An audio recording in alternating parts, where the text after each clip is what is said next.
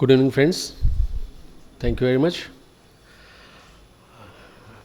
Swamiji, he's coming here about after a break of 6, 8 years. Was here, and then during the COVID period, and after that.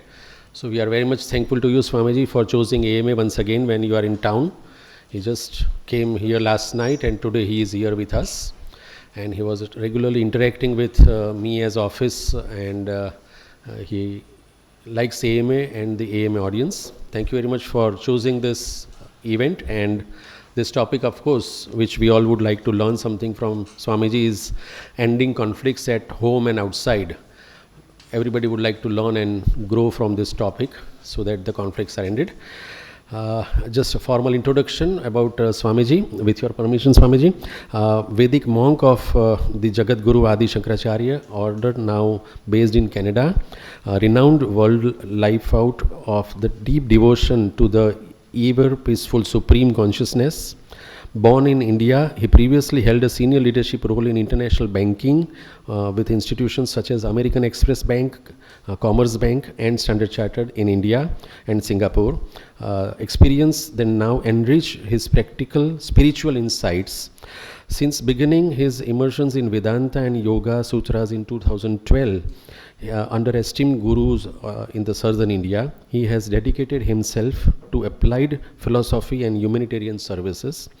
His book, How to Lead a Tranquil Life, reflects over a decade of contemplation and practice, offering seekers a clear and timeless path towards inner peace, freedom, and lasting joy. And we would be welcoming Swamiji and having a formal launch of this book, and then after he will be talking to you. This event will be up to 8 o'clock, and then it is up to you and Swamiji. You can take it forward also as per your interaction and conversation. It will be all yours. Swamiji, thank you very much once again.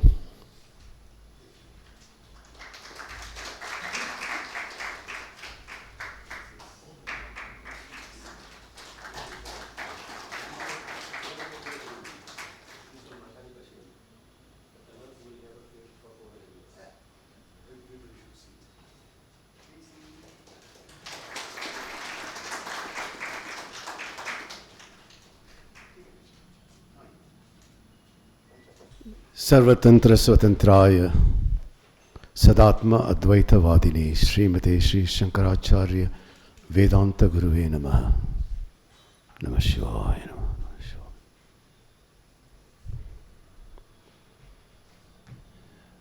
So wonderful to see a beautiful audience, and this is not a marketing pitch. I'm so delighted to see all of you.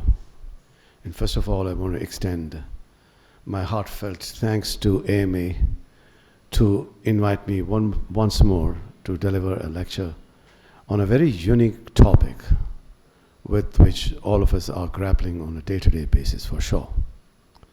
Somebody is smiling. That means there's truth. Thank you. Now, having thanked Unmesh Bhai and his team for having organized this event today, including the launch of my recently published book, which, as Unmesh Bhai said, is a completely an activity that they did not for profit at all, because what it contains is complete insights from the two major Vedic scriptures, namely the Ashtavakra Gita and the Bhagavad Gita. So lots of insights from that book is what is captured here. I might not want to compare this with Bhagavad Gita, but since the information provided inside is almost like the Vedas itself, Vedas cannot be priced. So this is the reason why I decided that I'm going to forego all of the royalties that I will get, because then it becomes not appropriate for me to have sold this book, and Vedas cannot be sold. It's meant for everyone to have it for no cost. However, the publisher needs to make some money, of course, because he's in the commercial business. They can do what they want. So it has been priced a little bit higher in terms of the typical price of a book in India. So it's priced higher at 999 rupees. They thought it's got tremendous content in that, and which is true because it has 370 pages, which I have written over the last 7 years, meticulously understanding so many features, and then put it in the form of a book. So I would request, again, as an appeal, that everyone possesses one book and keeps it in your bookshelf along with Bhagavad Gita. That will be a great honor for me, to be honest. And I would request that you read this page by page, just like how you have to read Bhagavad Gita, not the whole book in one day. Then that book will not be as effective as it should be, as intended. If you read one page a day, and maybe go back to the same page the next day, that will make sense. Because the concepts that have been incorporated into the book is extremely profound, very, very profound. So I would request that please go through the book as many times as possible so that you understand the nuances and the information well, and you're able to apply the knowledge that you get from this knowledge itself. That is the intent. So typically, as you know, in all of these discourses, at the end we have what we call as the Q&A session, right? But the world has changed, so why not we also change? So rather than having a Q&A at the end, I decided we'll have the Q&A right at the beginning. But this Q&A is not where you will ask me the question, but I'll ask you the question. Are you ready? Yes. Wow, this is the spirit. So if you're all ready for the Q&A, I'm going to start the Q&A, but before that, I want to talk a little bit about a person who wrote the foreword for this book. Okay? You know what foreword is, right? Somebody who writes about the book, so he should be knowing more about the book than the author himself. So thankfully, we have that person who wrote the foreword to this book, and he is Srinath Sridhar. Srinath, please come. Please come up. Please come up. And I'd like you to talk 2-3 sentences, not more than 2-3 sentences, about what your experience has been. Please come. Thank you, Guruji. Good evening. So I think in a world where we are fully confused, we are busy with Insta Reels, LinkedIn, social media, Twitter, each of us have become commentator. Each of us have a view. And does it make us better? No. Does it make us happier? No. In that moment, we have fleeting happiness. And when Swamiji's, and I've been a student of Swamiji's classes, especially on mind management, for quite some time now. And when I went to that class, I thought, I know how to manage my mind, because otherwise, how am I managing people? How am I managing business? And then I realized the mind is damaged, not managed, so far. And I think with that, classes emerged clarity. And a lot of that clarity, because we all grew up saying either we believe religion very blindly, or it's all mumbo jumbo. It's never a balance. And I think attending his Vedanta classes, I realized there is a truth which has existed much before all of us. And why are we searching? And when this book, Swamiji was writing, and I was involved with him in the editing that he asked me to do. And he suddenly, he completely flipped it, and he said, write the foreword. Because until then, I can criticize the book, I can say, Swamiji, ye nahi hai, aap ye edit karo. It was easy task like an editor. Suddenly when he said, write the foreword, I had to refer back to all the conversations and every notes and everything back.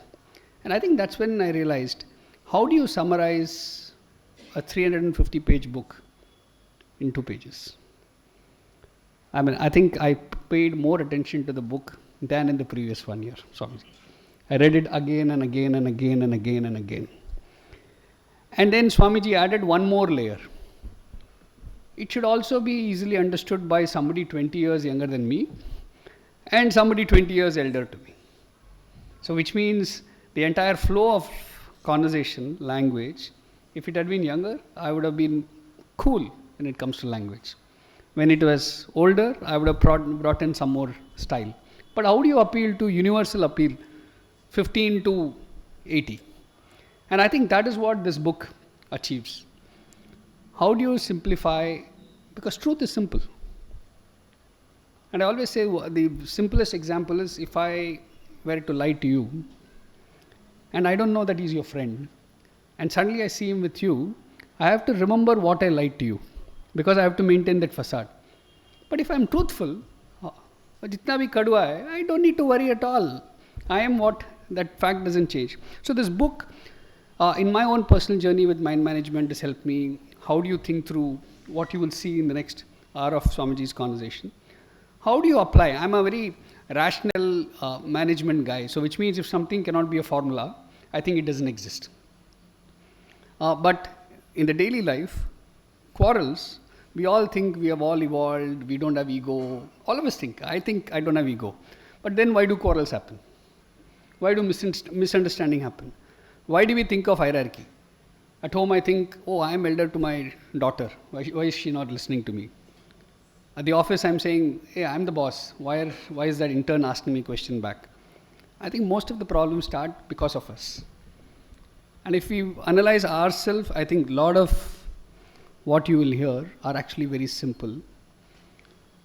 But simplicity is very demanding taskmaster. I think with that I leave it back to Swamiji. Thank you, Swamiji.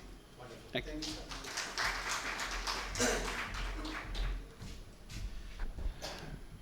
Thank you, Srinath. Okay, so we have met Unmeshji, we have met Srinath, we have met Ajay, we have met all of you. Lovely to see you again. We're going to start the presentation now. But before I actually get into the real presentation, I think what I want to do is probably categorize this entire crowd into three groups, if you will. Okay? And I'll explain what these three groups really are. The first group, in my view, are those people who immediately agreed to, one second.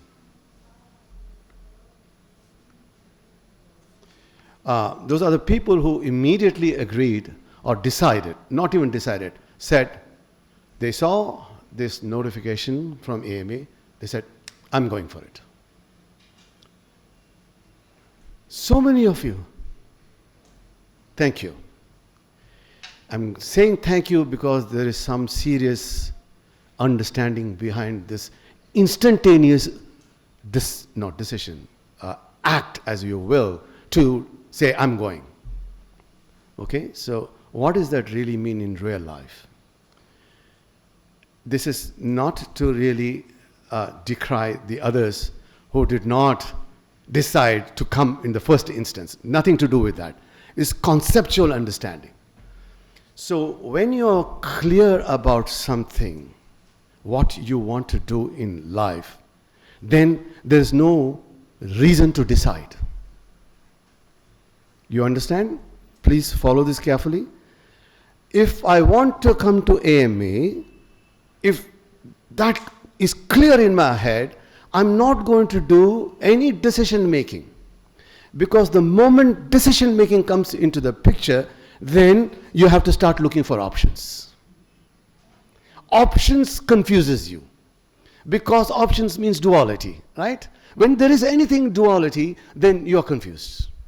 Then you're into contradiction and conflicts. Wow. But when I'm very clear, my goal is to deliver a lecture at AMA. Why should I decide? There's no decision required there. So the first set of people who said, I'm going for this program the moment the notification came, are those people.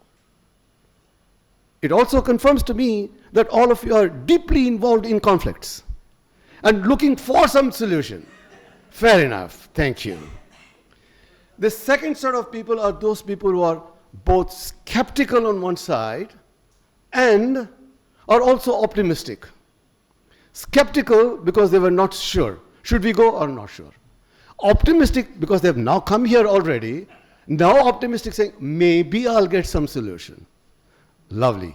Nice group as well. And then the third group are those people who may have come out here to say, check out this guy. I saw his picture. Seems that he doesn't have anything on the head. What might be in store inside the head? Could be a question, but still, maybe, let's see.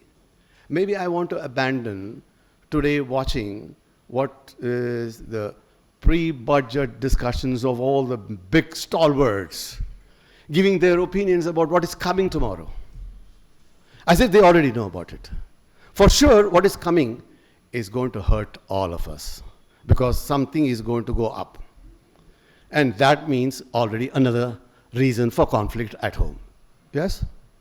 5% अगर दाल का पैसा ऊपर चला गया तो सबसे पहले बोले एक्स्ट्रा पैसे दे दो तो conflict शुरू हो ही जाएगा ना. So you can imagine those people have still managed to come here. So thank you all the three groups. But I haven't talked about the fourth group, those who have decided not to show up for this program. And I think it's time. We all should spend about 10 seconds in silence. Memorial service for those people who decided not to come.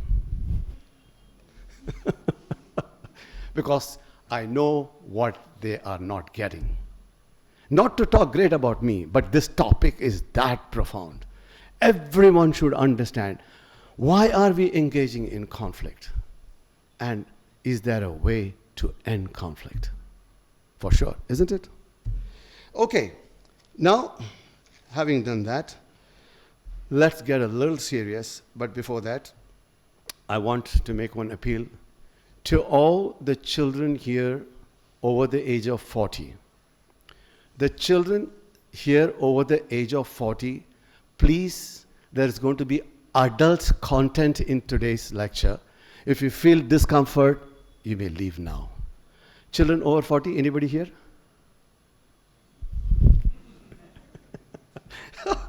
Okay, lovely. This is good. All right, so now we're getting into the real session, and I'm hoping to cover this very profound topic in the next 1 hour, hopefully. But if you feel that you want to know more, I have already sought the approval of the management that if your audience loves you and you love them, which I already, you may stay for some more time. So we have that approval already. With that, again, the question answers continue. How many people here actually think you can end conflicts?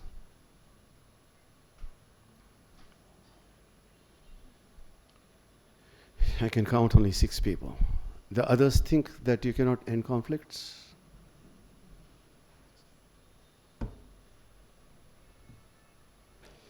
How many people think that conflicts are necessary to reach peace? Is conflict necessary to end in peace? Really? Do you think peace can't exist independently of conflicts?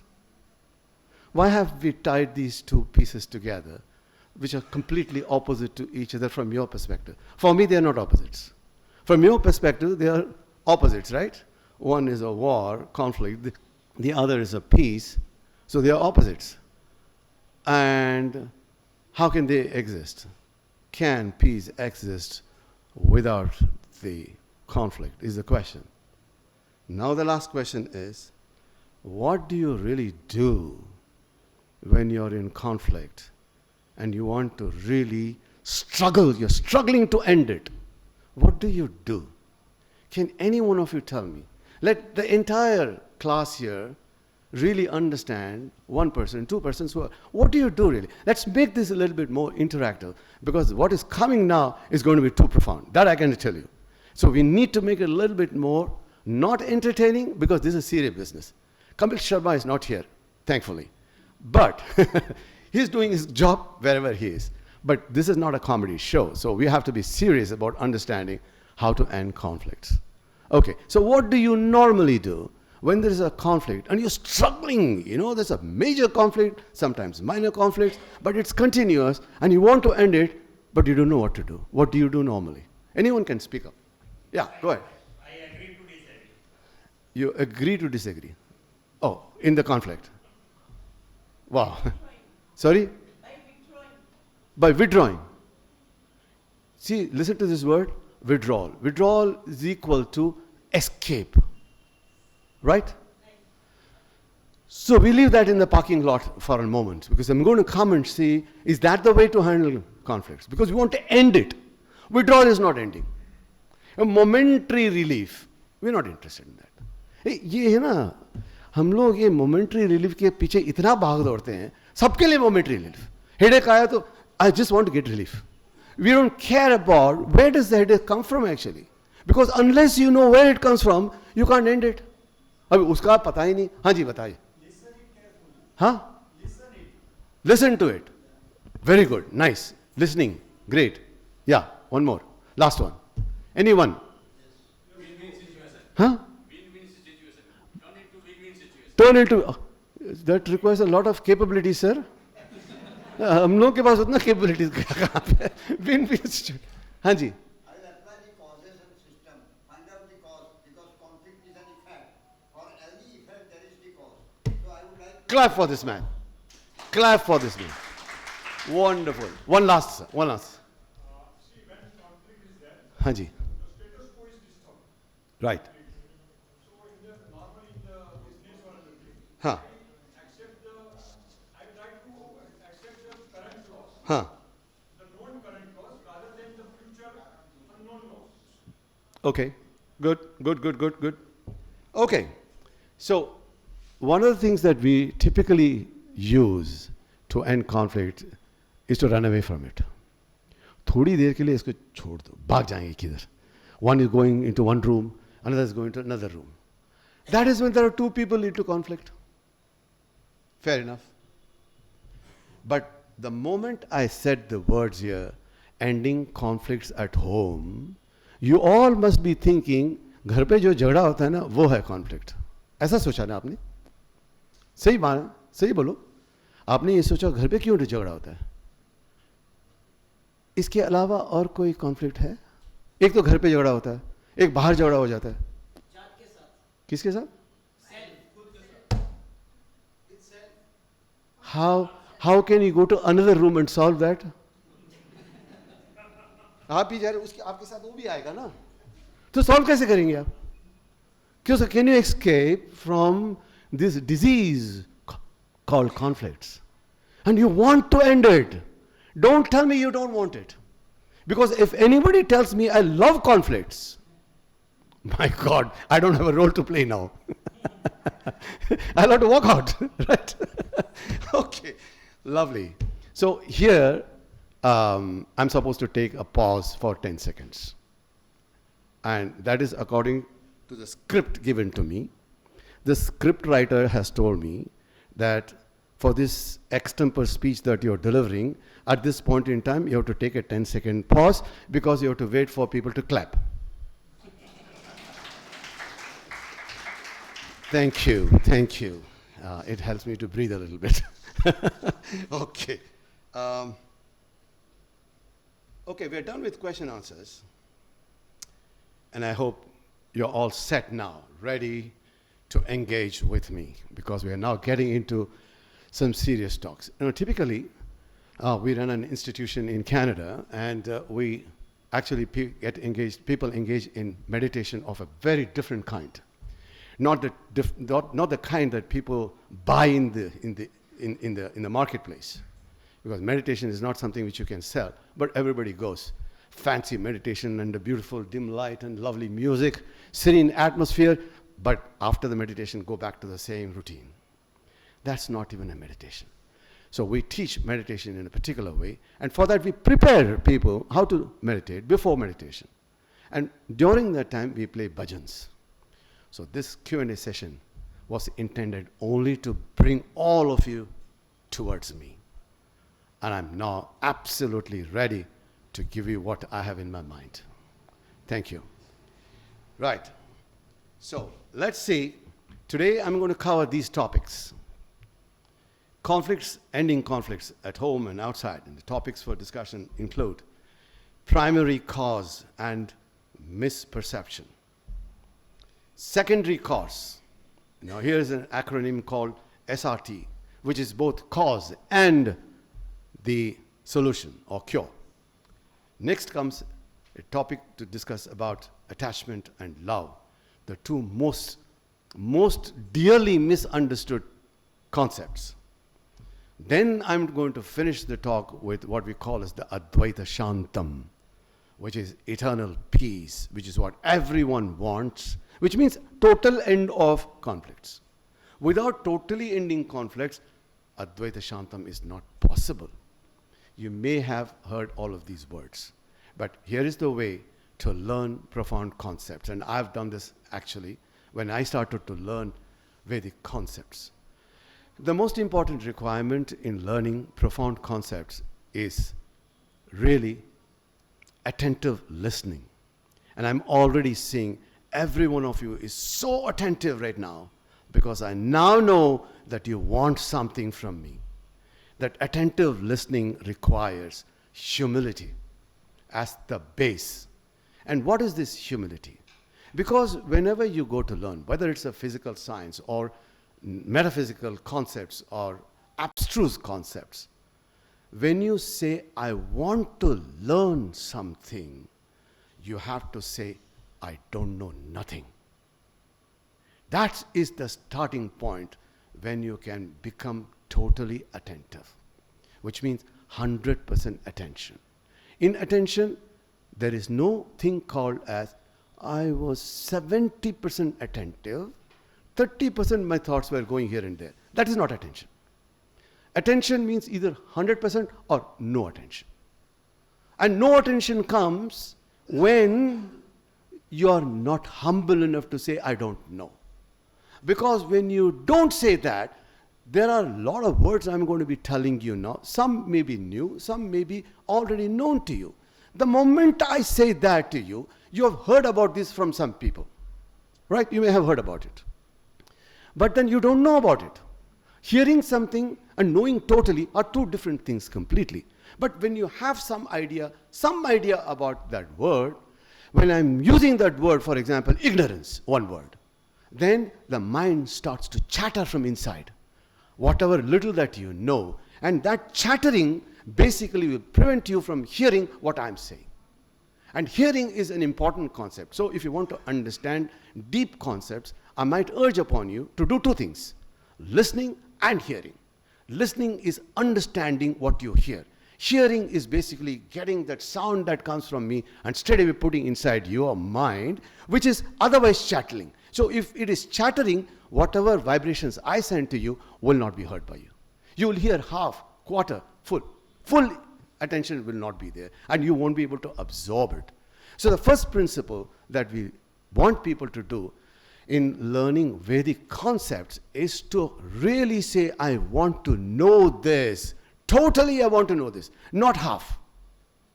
Because half knowledge, which is ignorance, and partial knowledge is terrible.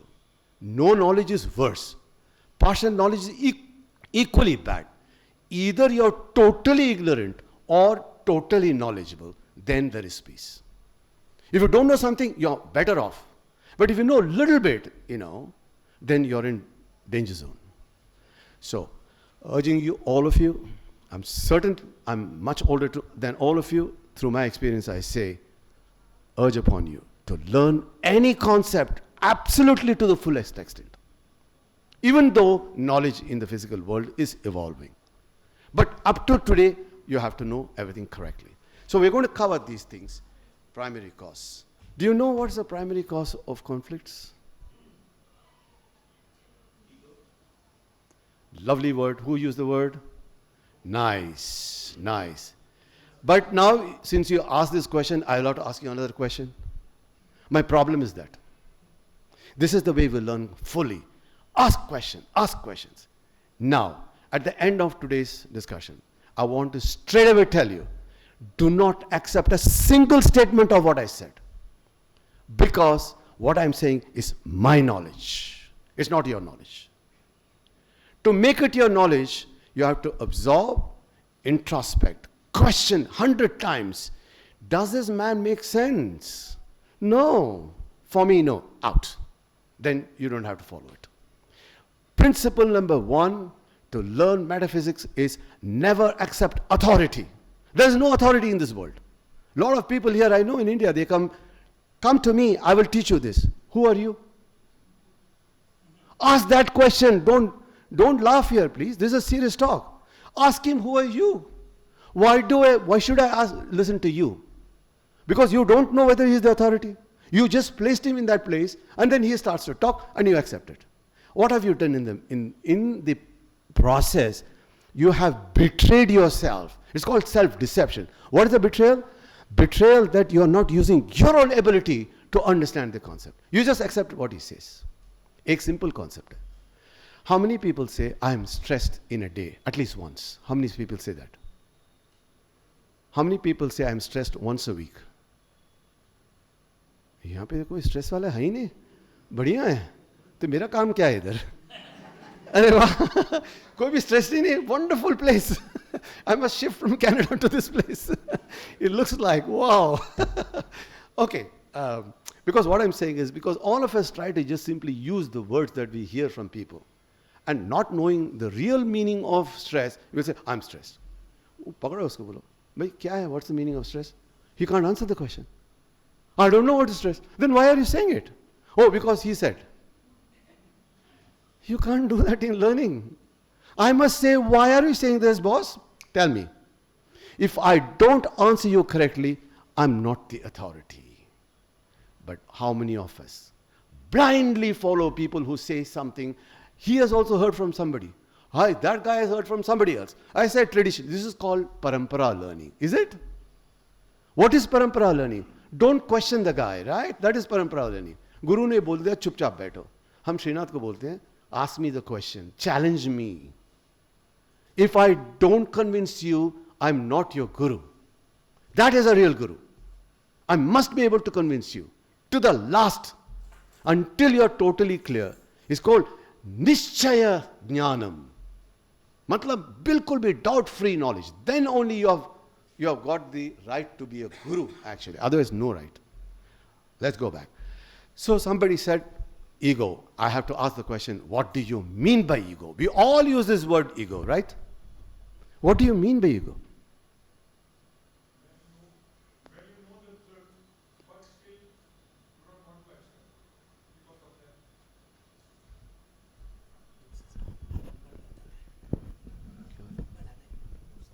दूसरी बात करें. Thank you, Ajay Bhai. Thank you. I believe there's some distortion in my voice. वैसे भी कुछ अमिताभ बच्चन की voice तो नहीं है मेरे पास, फिर भी मैं कोशिश कर रहा हूँ. खैर, so ego, what does it mean? Please, today I'm going to explain to you, and keep this in your mind, absolutely ingrained. So when you say ego, you must also learn about egoism and egotism. 3 things come into that, right? So first is ego.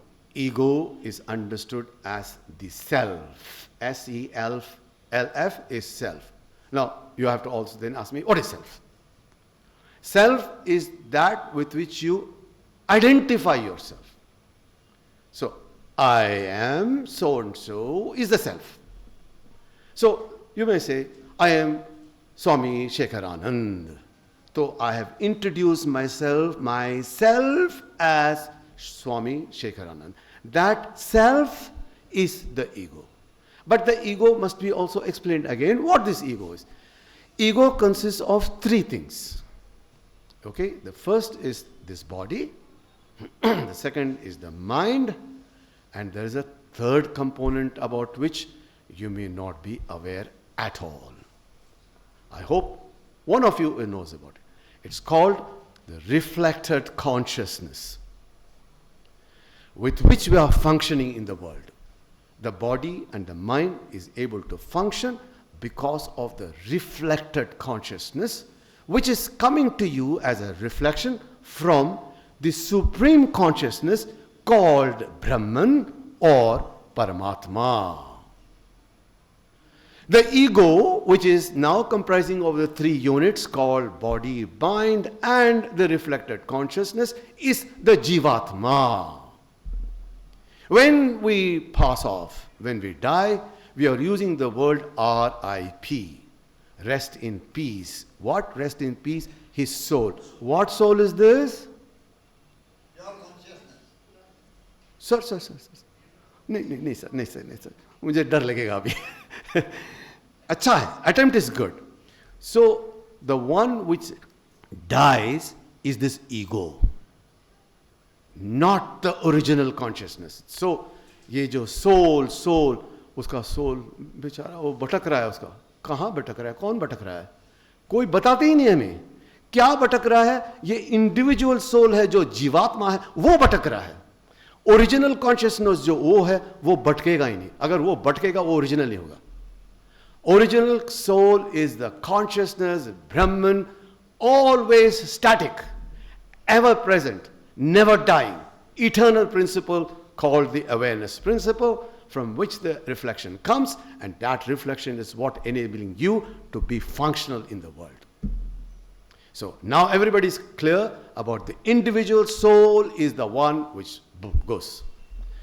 Original soul, which is the Paramatma, can never die, always eternal. This much all clear? Very good. So we have understood what ego is. So therefore, because this ego is functioning based on the reflection only, is it real or false? Because reflection can never be real, right?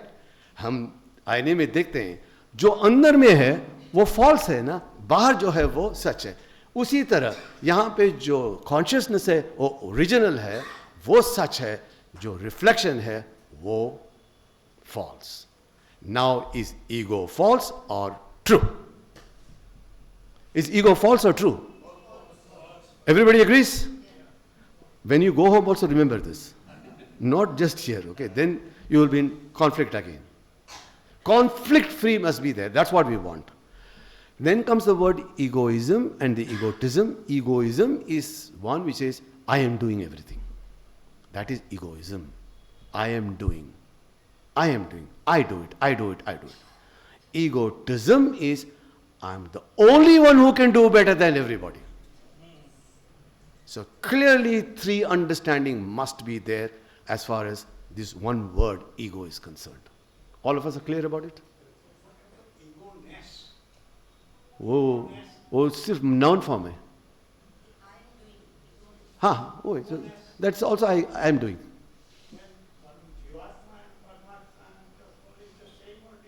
No, Jivatma is the one who is doing or thinking he is doing.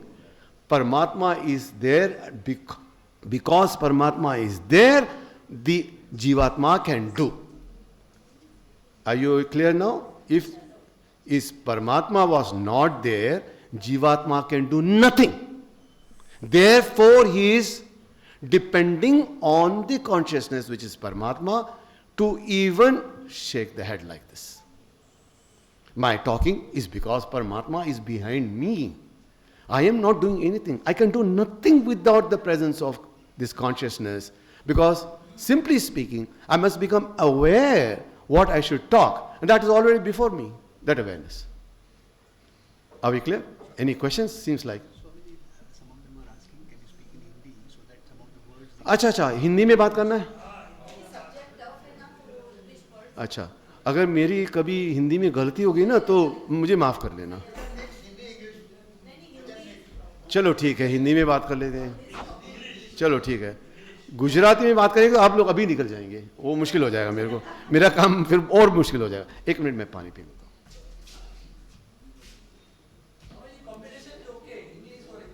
हूँ. चलो ठीक है, जैसे आपकी मर्जी. Audience wins always, even in KBC audience win.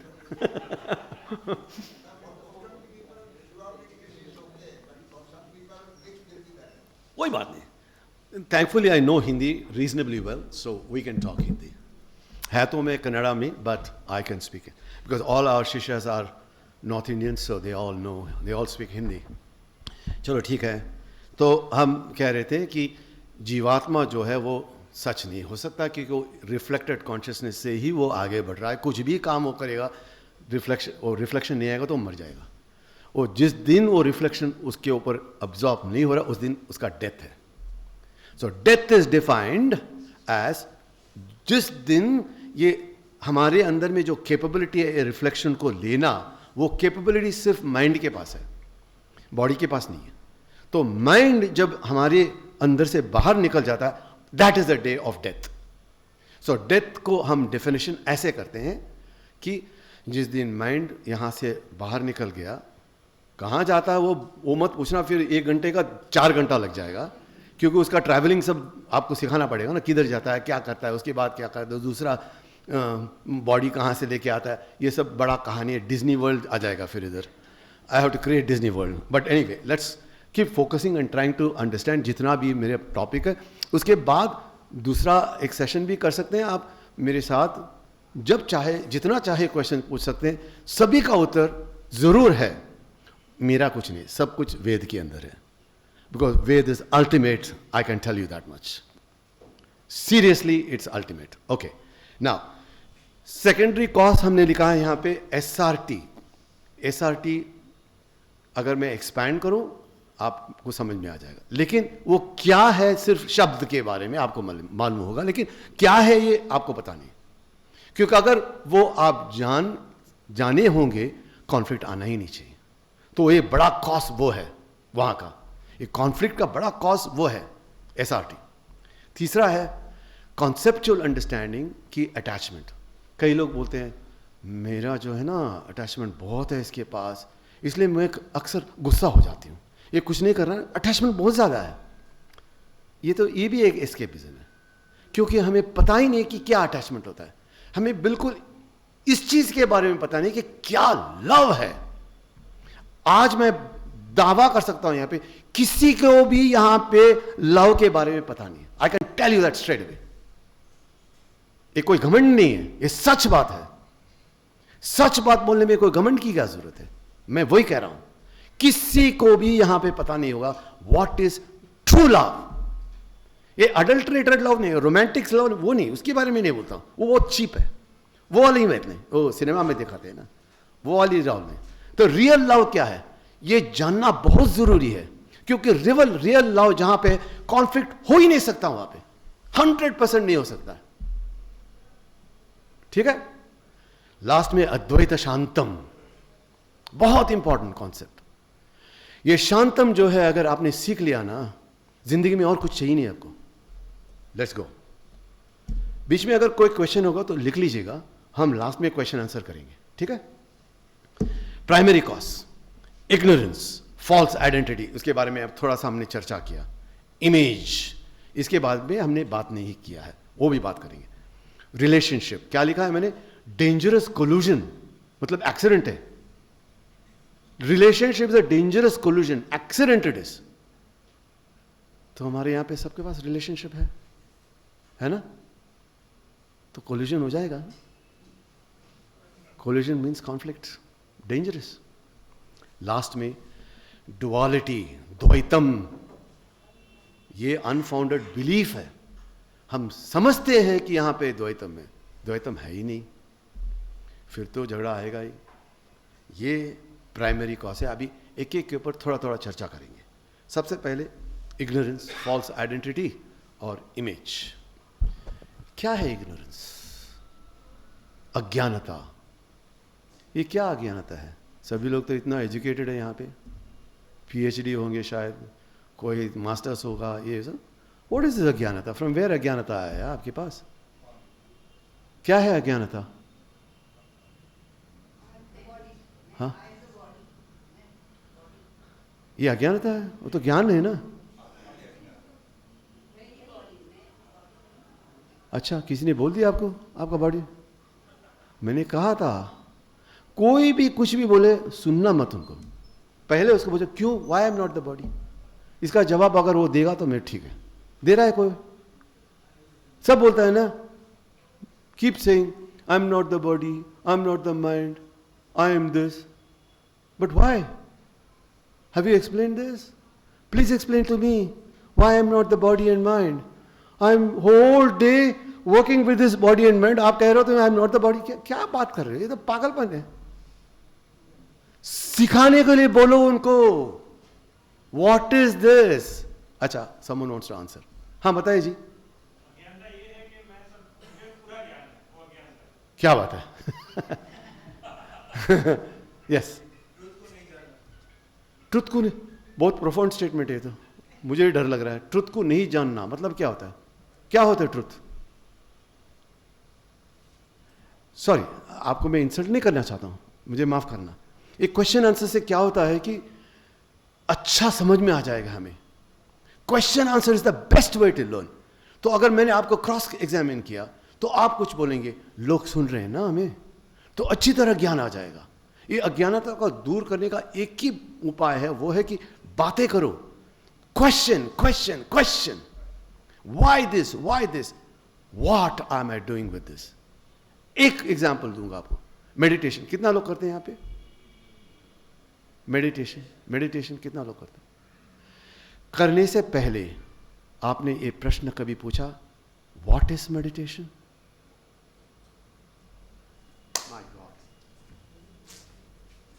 How will you know what is meditation? If you don't know what is meditation, how can you do meditation?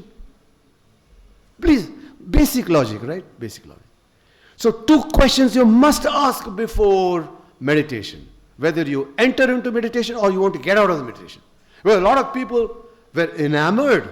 बहुत एकदम चमत्कार होने वाला है, आपका जिंदगी बदल जाएगा, सुकून मिलेगा, ये बोल बोल के सबको मेडिटेशन के अंदर घुसा देते हैं. कोई बताता नहीं क्या है मेडिटेशन. सही मायने में बताता नहीं, बोलते तो दे देते हैं क्योंकि वो भी किसी से सुना और उसको ठग देता है आपके पास. और आप तो ऐसे चौंक पड़ते हैं, बाप रे स्वामी जी क्या बात करते हैं, वाह वाह वाह.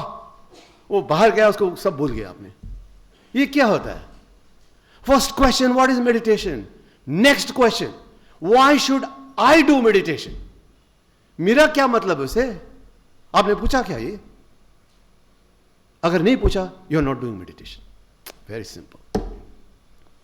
मेडिटेशन एक कोई ऐसा चीज नहीं है जी एक कोने में बैठ के एक अच्छा म्यूजिक सुनो शांत, वो रिलैक्सेशन है. वैसा आप उल्टा सुल्टा बात कर रहे हो यहां पे. मेडिटेशन को रिलैक्सेशन, ये क्या है? They are not synonym. Meditation और relaxation are not synonyms. Synonyms जानते हैं ना, एक ही वर्ड का दूसरा अर्थ. और ये जो मेडिटेशन और ये रिलैक्सेशन दो एक ही अर्थ हुआ क्या? एक तो बैठ के सो जाओ, ऐसे सो जाओ. हाँ, रात को ना, रात को सोने से पहले मेडिटेशन करो. क्या करना है? ओम नमः शिवाय करो, ये करो, जो भी करो, फिर आराम से नींद आ जाएगा. वो नींद क्यों आ रहा है कोई बताता नहीं. कोई बताया आपको? आपको बताया आप क्यों सोने के लिए जा रहे हो? आपने कभी पूछा why am I sleeping at 10 o'clock? एक दिन 10 बजे, दूसरा दिन 12 बजे, तीसरा दिन 9 बजे. ये क्यों हो रहा है? पूछा आपने? ऐसा आपने पूछा क्यों मैं 6 बजे उठता हूं, कभी 6:30 हो जाता बगैर अलार्म के. ओके, आपने कभी एक क्वेश्चन पूछा? क्यों नहीं पूछते ये सब? एक और प्रश्न, सबसे बहुत इंपॉर्टेंट क्वेश्चन, इसका जवाब अभी नहीं देना, बाद में. आपने जिंदगी में कभी एक क्वेश्चन अपने आप से पूछा कि मेरा पैदा जो मैं हुआ, ये इंसान के रूप में मैं क्यों आ गया? पूछा है? प्लीज जवाब दीजिए ना प्लीज, तभी तो मजा आएगा हमें. क्यों नहीं पूछा भाई साहब? बस हम आ गए, बस अभी अपना काम करना है. क्या बात है? Why don't you ask this question? मैं क्यों इंसान बन के आया, मैं कुत्ता क्यों नहीं बना? कुछ कारण होना चाहिए उसमें. इसका जवाब लास्ट में. याद रखिए प्लीज, कोई पूछ लीजिए मुझे, लास्ट में जवाब जरूर मिलेगा. मैंने कहा मैं अगर कुछ बोलता हूं उसका जवाब मैं दूंगा आपको, क्योंकि वैसे पढ़ के आया हूं मैं. I have not learn just like that. I have gone so deep into things, I know the answer if I am saying something. So please bear with me for this. All right. So ignorance का मतलब है अज्ञानता. वो अज्ञानता यह है कि मैं अपने आप को नहीं पहचानता हूं. अगर वो क्वेश्चन आपने किया होगा, मैं क्यों इंसान बन के आया, उसका आंसर मिलेगा आपको. You will get an answer to that. मैं क्यों इंसान बन के आया. We are at 7:20. I have a lot of things to cover, so I'll go a little bit fast if you don't mind. Okay? जरा जल्दी जाऊंगा, लेकिन अगर कोई प्रोफाउंड कॉन्सेप्ट होगा तो मुझे रोकिएगा, तो उसमें बताओ. सो अज्ञानता बेसिकली अंडरस्टैंडिंग, जानकारी. किसका जानकारी? दो चीज का जानकारी.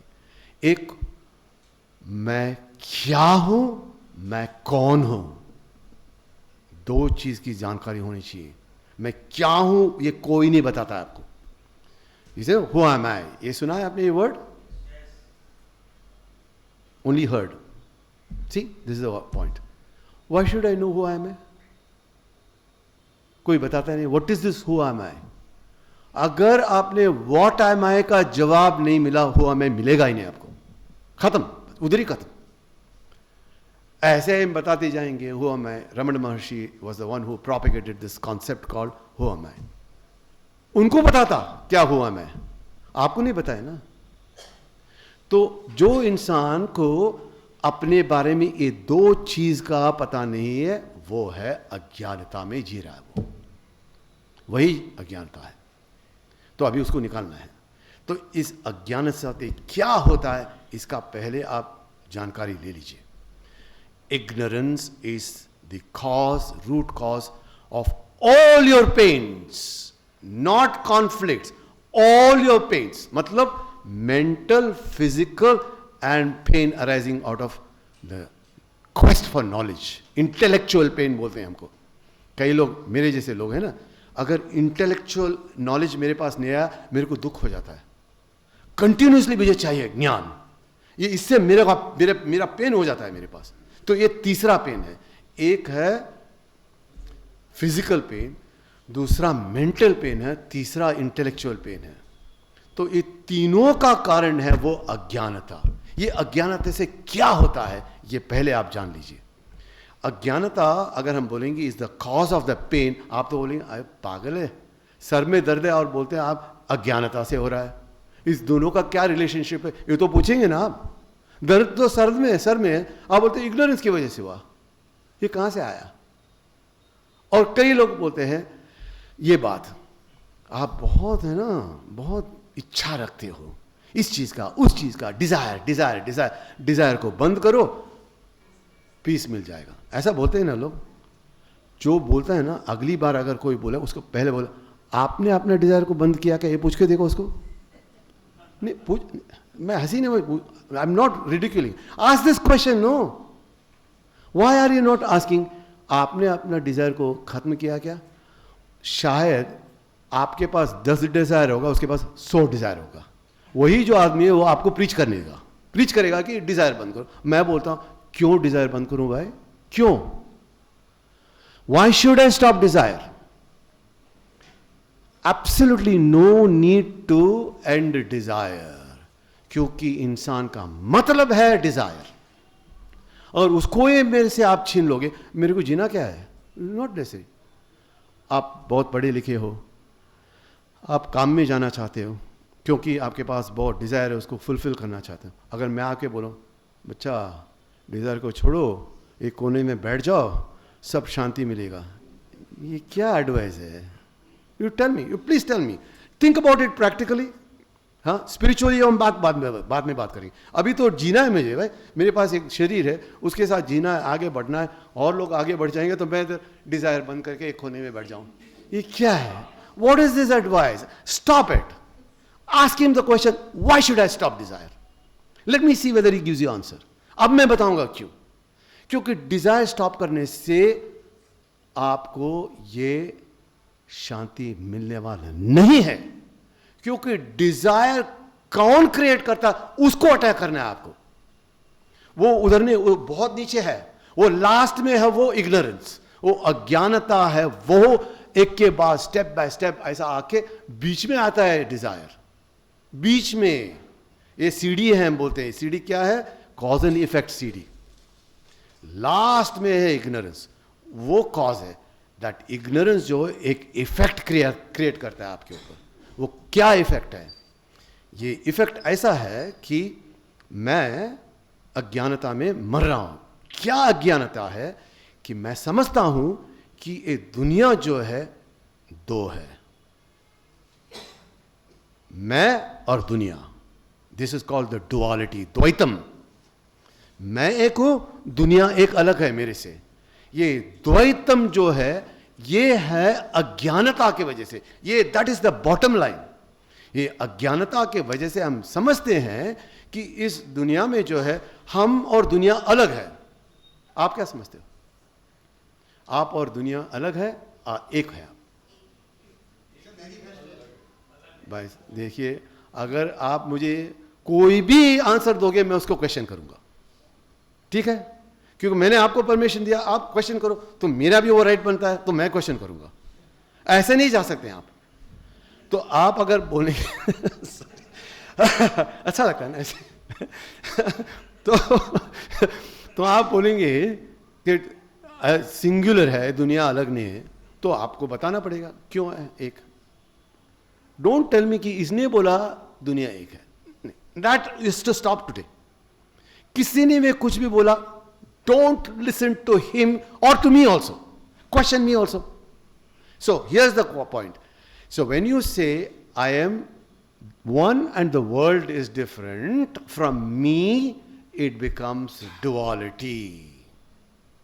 ये duality is the main reason for all conflicts and contradiction. End of the story. क्यों? जैसे मैं अभी आपको देख रहा हूं, आप मेरे से बहुत हैंडसम हो, जरूर मैं, रियली मैं, आप देखो मेरा सब वाइट दाढ़ी है, आप इतने हैंडसम बैठे हो यहाँ पे। मैं अगर आपको और आपसे अलग समझूं तो मेरे दिमाग में सबसे पहला क्या आएगा, ये इंसान मेरे से इतना अच्छा क्यों दिख रहे हैं? कंपैरिजन हो गया। अगर डुअलिटी नहीं होगा तो कंपैरिजन होगा नहीं, हो सकता है ना। तो सबसे पहला जो चीज आता है डुअलिटी में, हम कंपेयर कर लेते हैं, और comparison means contradiction. Contradiction, conflict, ये सब automatic by product of comparison. आपके घर में कॉन्फ्लिक्ट इसी वजह से होता है, कंपैरिजन। अब आप सोचेंगे मैं अपने हस्बैंड के साथ में क्या कंपेयर करती हूं, हो सकता है, लेकिन वहां पे डुअलिटी और चीज के अंदर वो काम करेगा, वो इमेज की वजह से। वो नेक्स्ट टॉपिक वो है। तो हमने फॉल्स आइडेंटिटी के बारे में बता दिया। अब इग्नोरेंस की वजह से ये दुनिया को हम समझते हैं आप और हम अलग हैं, जबकि दुनिया में कोई भी डुअलिटी है ही नहीं। उसको खत्म करना है, वही ज्ञान है। वो ज्ञान जब भी आपके पास आ जाएगा तो डुअलिटी खत्म, 1 मिनट में खत्म हो जाएगा। और ये जो चीज, वो ज्ञान जो हम देते हैं, वो ये डुअलिटी को खत्म करने के लिए इसमें समय लगना नहीं चाहिए। It has to be instant. आज, अब, इस वक्त में हमें उसको बंद करना है कि डुअलिटी है ही नहीं, तो मैं क्या कर रहा हूं यहां पे, ये कंपैरिजन में क्या कर रहा हूं। एक बार कंपैरिजन शुरू हो गया तो जेलसीनेस आ जाएगा। जेलसीनेस मतलब एनवी, हम लोग यहां बोलते हैं ना, उसका नजर लग जाएगा। नजर कहां से आया? नजर जो हम बोलते हैं वो एनवी की वजह से होता है, वो डुअलिटी में आ ही जाएगा। वो मेरे से अच्छा है, अच्छा हो या नहीं उसको पता ही नहीं, लेकिन अपने अंदर में हम सोच लेते हैं कि वो मेरे से बेहतर है, तो जेलसी आएगा ना। जेलसी का मतलब कॉन्ट्रडिक्शन, कॉन्ट्रडिक्शन मतलब I want to do something, either to hit him और to do something different so I can be better. Competition शुरू हो गया। Competition is not healthy here, it's unhealthy competition. ये सारा चीज जो है डुअलिटी में ही हो सकता है, नॉन डुअलिटी में हो नहीं सकता। I have to teach you how non duality is there really. Where there is no duality at all, you people are all thinking there is duality. वो अज्ञानता हो गया ना, उसकी वजह से हम कितना सफर कर रहे हैं, कितना। लेकिन हम लोग सोचते नहीं है कि यही है जीवन, अभी इसको इसी के साथ चलाना है। जैसे कि जिंदगी मतलब झगड़ा।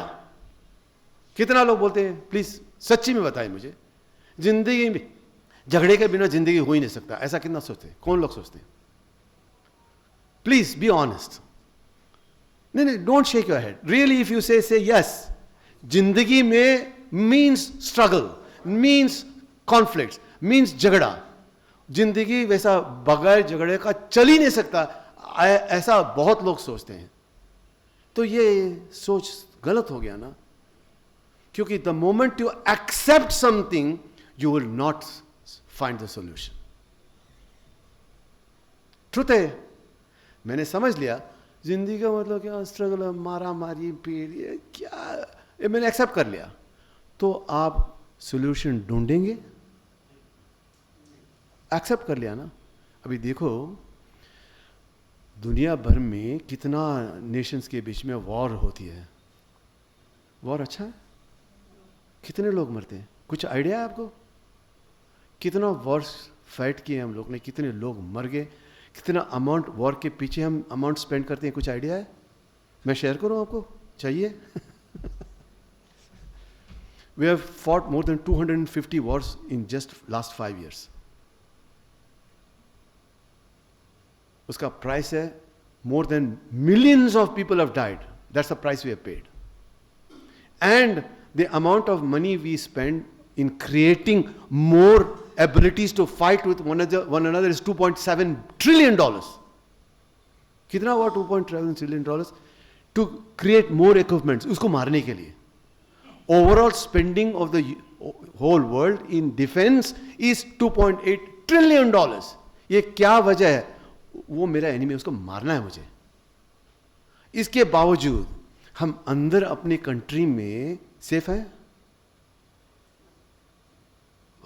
Thank you sir, thank you sir. हमेशा हमारे अंदर एक घबराहट सी होती है, कौन आ जाएगा अटैक करने के लिए. कोई भी नेशन हो, नाम नहीं लेना चाहता हूं, that's not my job. I am सन्यासी. ये सब मुझसे कोई, इसमें कोई मुझे मतलब भी नहीं, जो भी है. लेकिन डर है ना अपने पास. इतना डिफेंस इक्विपमेंट हम स्पेंड करते हैं, फिर भी डर है अंदर. तो ये why do you spend this money? This conflict is coming because of duality. मैं ऐसा हूं, आप नहीं. मेरे को आपसे ज्यादा जाना है आगे. तो ऐसे सोच सोच के हम कहां बर्बाद हो रहे हैं, ज्यादा प्रॉब्लम क्रिएट कर रहे हैं. उसका एक मूल कारण है रिलीजन ऑल्सो. इतना बर्बाद किया लोगों को उन्होंने. कोई भी रिलीजन ऐसा नहीं है जो कहेगा सबको एक साथ लेके आओ. Religio in Italy means coming together. What is religion doing? Religion क्या कर रहा है? देखिए, आप सोचिए, और आप उसी रिलीजन के पास हो. मैं हिंदू हिंदू, तो कितना हिंदू हम बोल रहे हैं. जिसने बोला मैं हिंदू, वो हिंदू ही नहीं है. Very clear to me. क्योंकि हिंदू में क्या कहते हैं, सभी लोगों के लिए किया हुआ है हिंदुइज्म. जैसा मैंने बोला मैं हिंदू, इसका मतलब है मैं आपसे अलग. मैं भी वही कर रहा हूं ना. तो आप और दूसरे में क्या फर्क हो गया? Don't ever say that you are Hindu, then you are Hindu. This so simple, right? So we have to really start regenerating ourselves. अंदर से कंप्लीट चेंज आना है. वही है ये book. How to lead a tranquil life is talking all about these things. खैर, थोड़ा सा बीच में पब्लिसिटी कर लेता हूं मेरे बुक के बारे में. Don't mind it. Okay, so we have talked about ignorance. We talked about false identity, जिसकी वजह से झगड़ा होता है. ये false identity क्या है? मेरा ईगो. ये लोगों का इतना बड़ा गंदी आदत है. क्या आदत है? पिक्चर देखना आंधी गंदी ना आदत नहीं है, लेकिन दी अर्ज, हमेशा एक अर्ज होता है मेरे कि मैं अपना ईगो को प्रोटेक्ट करूं. मैंने जो अपने लिए एक नहीं पैरामीटर ने अपने लिए हमने कर दिया, आइडेंटिफिकेशन कर दिया, मैं का आइडेंटिफिकेशन किया. हमारे लिए वो बहुत उत्तम है, बहुत इंपॉर्टेंट है. हमेशा उसको प्रोटेक्ट करना. एक प्रोटेक्ट करना, दूसरा उसको एक्सपेंड करना. कैसे हम इस ईगो को और बढ़ाएंगे? मैं तेरे से अच्छा हूं. ये कॉन्सेप्ट कहां से आता है? क्योंकि हम अपने आप को इतना प्यार करते हैं. देह अभिमानम हम बोलते हैं उसको संस्कृत में. इतना love for yourself that you don't want to anyone to touch that. ये हुआ biggest problem between husbands and wives. Not ignorance. Here this ego comes into the picture. कि मैं और आप अलग हैं, मेरा ईगो आपसे बेहतर है. ये बात अलग है कि कई बार औरतें जो है ना एकदम चुपचाप चले जाते हैं झगड़े के बाद, वो भी कुछ कम नहीं है. They are very smart also, because I am agnostic to both man and woman. I got no gender difference, all are same for me. They do the job in a different way, man does it in a different way, that's all the difference. But both are equally competent in rivalry. Both are competent in conflicts. And both stick to their concepts. ये ego हुआ. ये ego अभी चाहिए या नहीं चाहिए? हम लोग ने डिसाइड किया ना ये फॉल्स है करके, तो फॉल्स के पीछे आप इतना पकड़ के रखते हो, ये क्या बात हुआ? सेंस हमें होना चाहिए ना, वी शुड थिंक क्या हम लोग कर रहे हैं, किसको पकड़ रहे हैं हम लोग, एक फॉल्स आइडेंटिटी के पीछे इतना भाग दौड़ कर रहे हैं. नहीं, अभी आए इमेज, बहुत इंपॉर्टेंट कॉन्सेप्ट है. हमारे एक आदत है कि हम किसी से मिलने जाते हैं, सबसे पहले बिफोर इवन नोइंग हमने एक इमेज बिल्ड कर दिया उसके ऊपर. अक्सर हमारी ये आदत जो है घर पे हो जाता है और अपने साथ भी हो जाता है कि मैं ऐसा हूं. And that जो मैं ऐसा हूं वो है my own creation of the image about myself. You understand? Now clear? हमने अपने आप के ऊपर एक इमेज क्रिएट कर लिया. अगर कोई भी उस इमेज को टच भी करे ना, मैं तो भड़क उठूंगा. अब सही हो गया? तो आप अभी मेरे बारे में एक इमेज क्रिएट कर लिया, मुझे पता है स्वामी जी ऐसे ऐसे हैं, बहुत ज़्यादा बात करते हैं, ये इमेज हो गया. हाँ, तो अगली बार जब आप मुझे मिलने आएंगे, आप मेरे से नहीं बात करेंगे, मेरे इमेज जो आपके अंदर है उसके साथ बात करेंगे. यही होता है हस्बैंड और वाइफ के बीच में. समझ रहे हैं आप? मैं अपने वाइफ के बारे में कुछ इमेज बना दिया, उसने मेरे बारे में कुछ इमेज बना दिया. अब जो बातें हो रही है, ट्रांजैक्शन हो रही है, दो इंसान के बीच में नहीं हो रहा है. वो सही होगा या गलत होगा? क्योंकि जब इमेज और इमेज दो बीच में आएगा, उसमें कोई एम्पैथी सिंपैथी कुछ नहीं आएगा. मेरा इमेज है, I want to protect my image, don't try to interfere, ये आ जाता है. ईगो और इमेज दोनों मिक्स होके बस वहां पे भूकंप चल आ जाएगा तुरंत. और फिर हम कोशिश करते हैं कुछ ना कुछ करके उसको सॉल्व करने के लिए. एक कहीं चला जाएगा 5 मिनट के लिए बाहर, या टॉयलेट में बैठ के रोएंगे. ये सब ये is not answer to the question, right? So the answer to the first cause is to kill that ego today and now. Is it possible? Look, please, you have all said this yes now, and you will go back and one new conflict will start, and that conflict will be, सुना नहीं आपने स्वामी जी ने क्या बोला? ओ मैं बीच में आके मेरे को आप लोग क्रश कर दोगे वहां पे, प्लीज वो मत करना. I am not here to instigate new conflicts. वैसे ज़्यादा कॉन्फ्लिक्ट चल रहा है आपके दिमाग में, घर पे जो भी है, तो मेरे को लेके एक नया कॉन्फ्लिक्ट मत शुरू कीजिए. So now ji,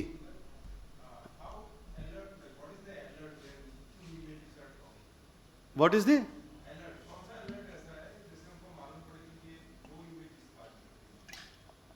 beautiful question. I can answer it, but time is clicking. It's 7:40 and I'm just in the first cause. You understand? So I will answer. It is to be done through awareness. हमारे जो अंदर में awareness principle है, उसी के साथ उसको attack करनी है. अब ये आइडेंटिटी बहुत इंपॉर्टेंट सिचुएशन है, इसको देख लीजिए आप. हमारे अंदर दो आइडेंटिटी होते हैं सेल्फ. एक सेल्फ है कॉन्शियसनेस का और दूसरा सेल्फ है ये ईगो का, जो बॉडी माइंड और रिफ्लेक्टेड कॉन्शियसनेस जिसके बारे में हम पहले बताएं, वो एक फॉल्स ईगो है.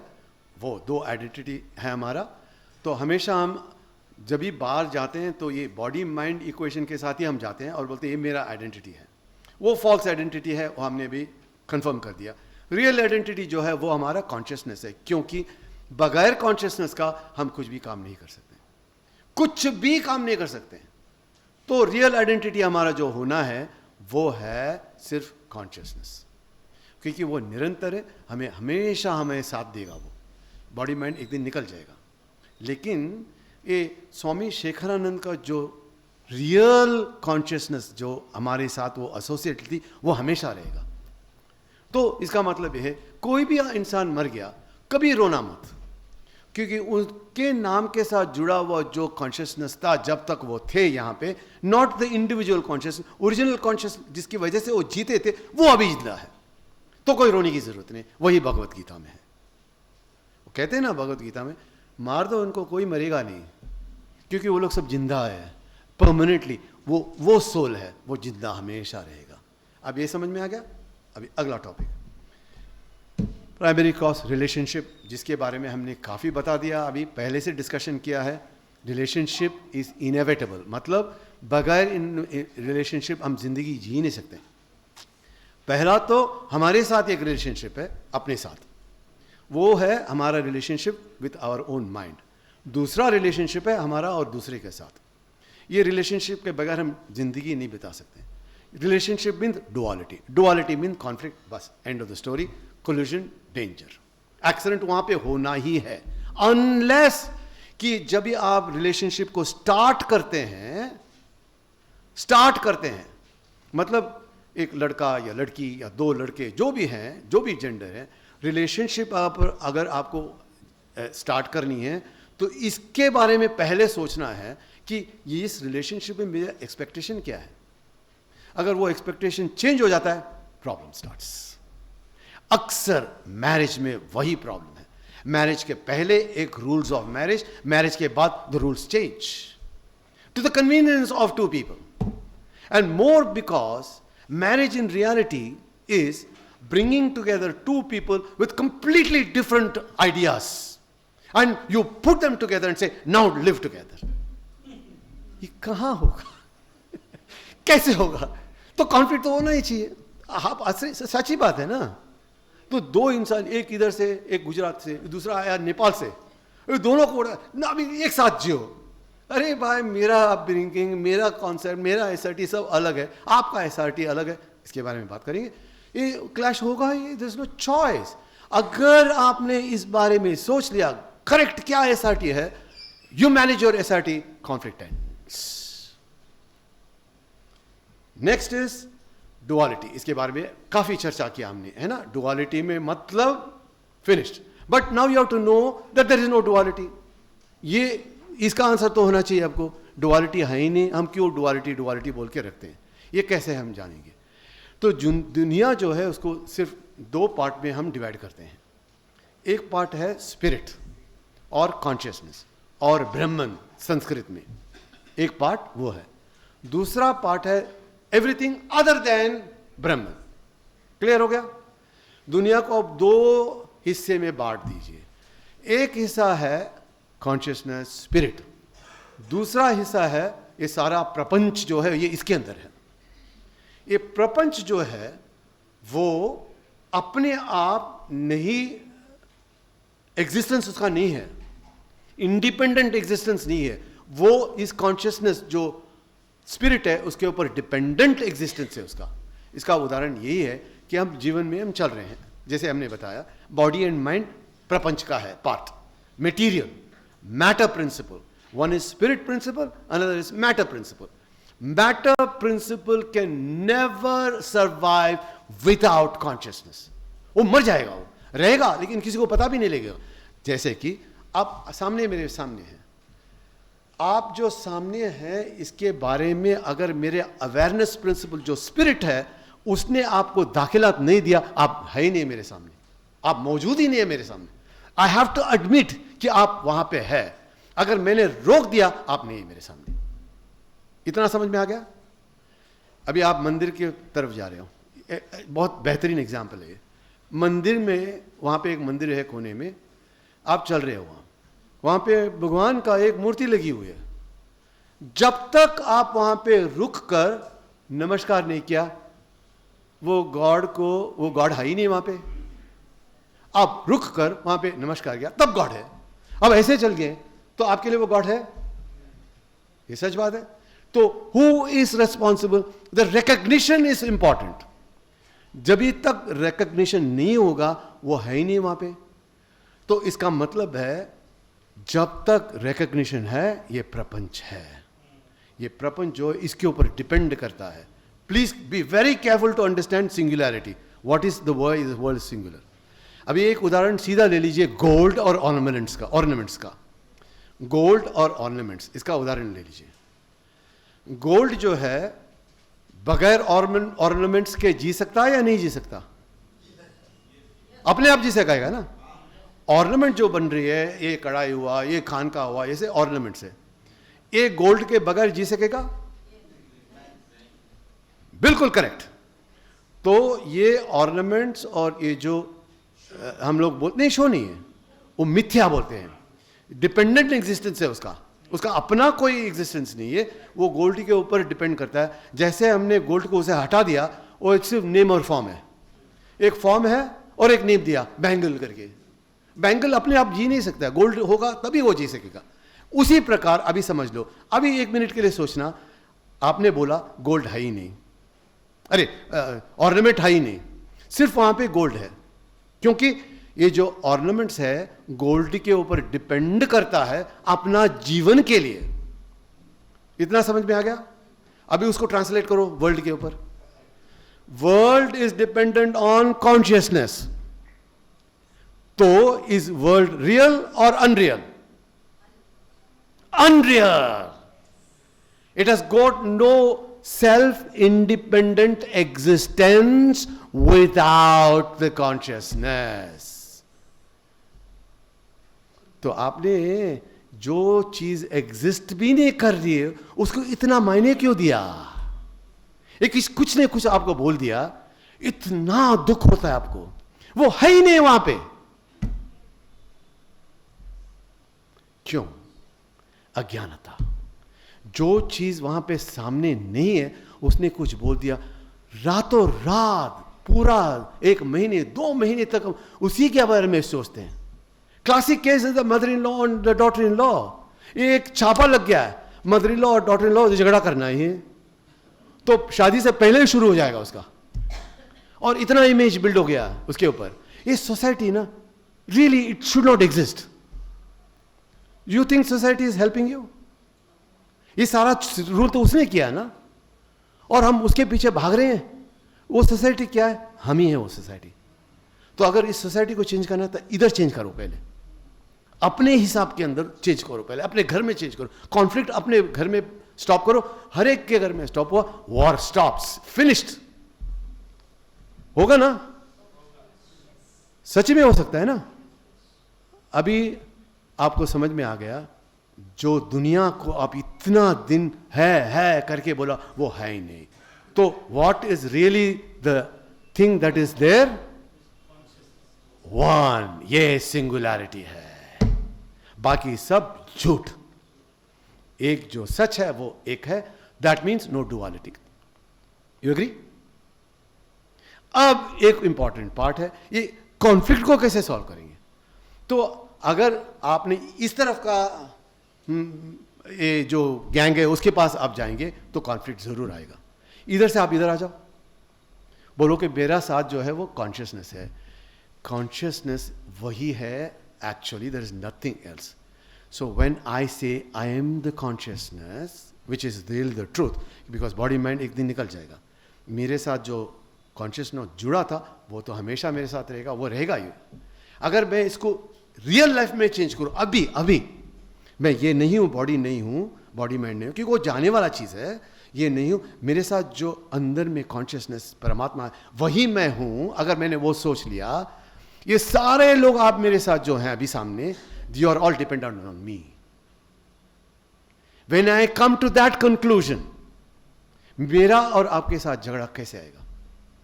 हो ही नहीं सकता, क्योंकि आप मेरे हो. अभी जैसे कि आपने कभी टंग को काटा है किसी ने? टंग को बाय मिस्टेक काट गया, तो डांटते किसी को? दांत को या टंग को? हंसो मत भी जी. हाँ, किसको डांटते हो? वाह, क्यों? एक क्वेश्चन तो पूछा नहीं हमने. क्यों नहीं पूछा? काट तो इतना दुखता है ना. You can't shout at the tongue, you can't shout at the tooth, क्योंकि दोनों आपके हैं। जब दुनिया मेरी है, मैं उसके साथ झगड़ा कैसे कर सकता हूं? तो क्यों कर रहे हो आप लोग? आखिर में आपको पीस चाहिए ना, तो ये सब करते करते पीस कहां से आएगा? इतना तो समझ होनी चाहिए हमें। We are all clear that there is only one thing in the world, and that is your consciousness. He also has to think there is only one consciousness. If two consciousness are there together, conflict कहां से आएगा? आ ही नहीं सकता। सोचने वाली बात है, एक दिन में नहीं आएगा ये। बार बार बार बार सोचते जाओ। क्यों सोचना है? क्योंकि मुझे पीस चाहिए। पीस नहीं चाहिए मेरे को, पीस नहीं, कट नहीं चाहिए मेरे को, होलसम पीस चाहिए। अगर होलसम पीस चाहिए तो मुझे एक करना ही पड़ेगा कि मैं ही हूं, वो एक ही है, मैं भी एक हूं। क्रिश्चियनिटी में एक कॉन्सेप्ट है, वो कहते हैं love your neighbour as you love your self. ये सुना है? गलत। Love thy neighbour as you love your self is गलत, क्योंकि वहां पे डुअलिटी आ गया। Love thy neighbor because your neighbor is not any different from you. That is Vedas. Vedic concept says you are not different from the other person. Therefore you should love. आप दोनों husband wife है? May I take an example of you? Stop loving your husband because you're husband. Then you see what happens to you. You should be able to love him for what he is not. You are currently loving him for what he is. Can you do that? Love him for what he is not. जो नहीं है उसको आप प्यार करो, वो consciousness है। क्योंकि आपको सिर्फ आगे उनका चेहरा दिख रहा है, उनका इमेज दिख रहा है, इमेज चेंज होता जाएगा। जैसे चेंज हो गया आपका लव गया। ये कॉन्सेप्ट आ गया अभी लव के बारे में, वो बताएंगे हम। सो सेकेंडरी कॉज, टाइम बहुत कम है, सॉरी। क्या करूं मैं? आप लोग साथ देंगे तो हम और 15 मिनट ले लेंगे। जरूर है? पक्का है एकदम? इसके ऊपर कॉन्फ्लिक्ट नहीं करना, क्योंकि कभी दो जन जब भी आते हैं यहाँ पे पहले से डिसाइड करके आते हैं। देखो, हस्बैंड बोलेगा वाइफ को, ये स्वामी जी कुछ बोलने वाला है, सुनने के लिए जाएंगे। हस्बैंड बोलेगा देखो मैं आपके लिए आ रहा हूँ, because you are calling me, I am going to that place, but देखना 8 बजे के ऊपर 1 मिनट नहीं रहूंगा यहाँ पे, ऐसा बोल के कंडीशन के साथ आ जाता है। तो 8 बजे के ऊपर अभी किसी ने डिसाइड करके आया, प्लीज कॉन्फ्लिक्ट नहीं होना चाहिए। We should not have conflict, so please understand. Alright, so where were we were talking about love. We will talk about love. Before that we will have to do the secondary cause, which is SRT. How many people even want to attempt understanding what SRT is? Very important concept for solving conflict. Yes? Huh? Acha, you are asking me that. Do you know what SRT is? Okay, now I am translating it into Hindi and Sanskrit. Sattva, Rajas, Tamas. कितना लोगों ने सुना इसके बारे में? समझ में आ गया? सत्व रजस तमस आप सोचे, गुण सोचे। Brahman has no quality, sir. So we have to explain something about that. I am noting down. Srinath ji, जरा इनका questions note करना, क्योंकि he has some concept which we must explain to all the people. So हाँ जी, three modes of nature.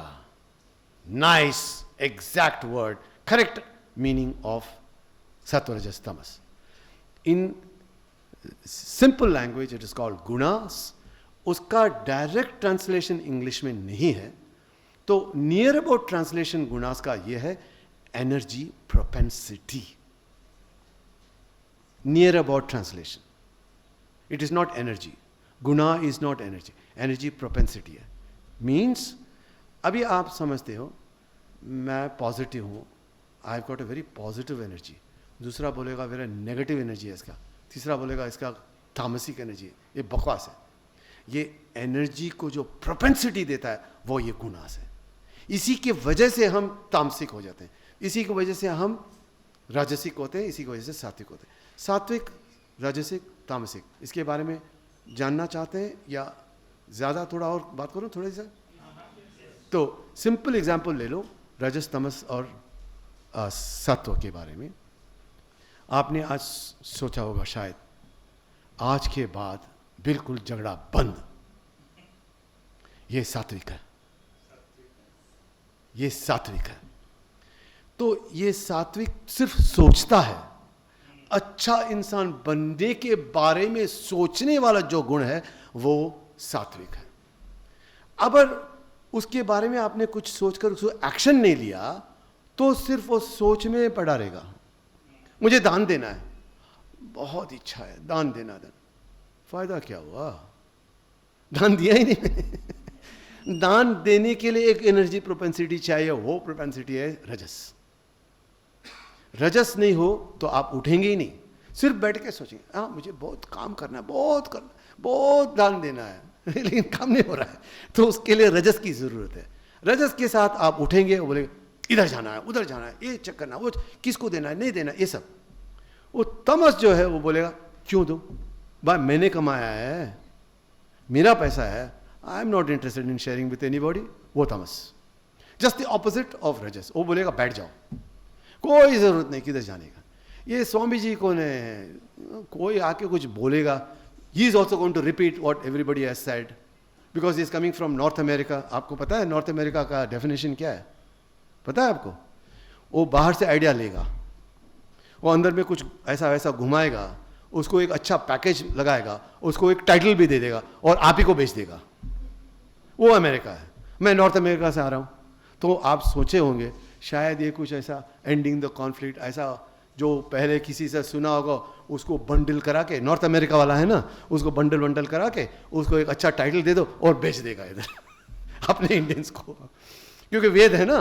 तो ये concept ऐसा होता है कि just bundle things and then presented to people. लेकिन जब सत्व रजस तमस के बारे में आता है तो ये तामसिक जो है वो रजस को रोक देगा, बोलेगा मत जाओ तुम, कोई ज़रूरत नहीं, स्वामी जी क्या बात करेंगे, don't waste time, let's watch TV, अच्छे अच्छे प्रोग्राम आ रहे हैं वहाँ बैठ जाएंगे, 3 घंटा क्या करना है उधर, वो उधर से आना है हमको, ट्रैफिक जाम है ये वो तामसिक। राजसिक वो है, वो बोलेगा let me go and find out at least what he is saying.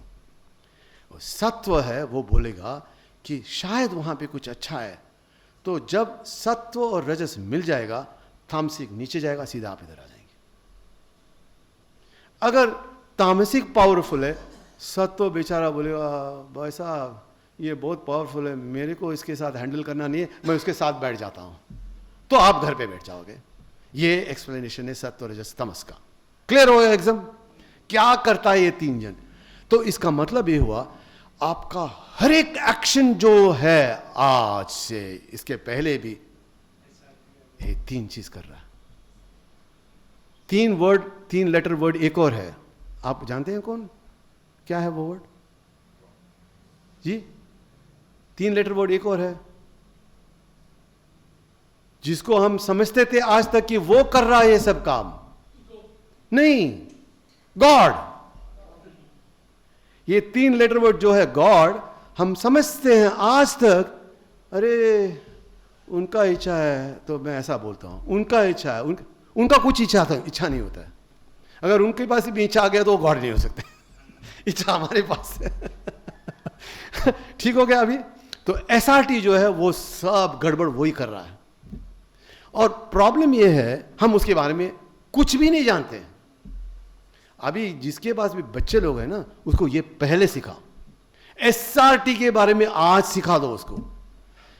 Time मिले तो ये तो 3 घंटा लग जाएगा मेरे को एक्सप्लेन करने में। एसआरटी बुक में है पूरा, कैसा एक काम करता है, कैसे अपने को वो ऐसा बात करो, वो करो, ये करो, ये मतलब हर चीज जो आप करते हैं कब से, उठने से पहले और सोने के बाद सब कुछ एसआरटी, विच मीन्स आपका जिंदगी को कंट्रोल करने वाला एसआरटी है।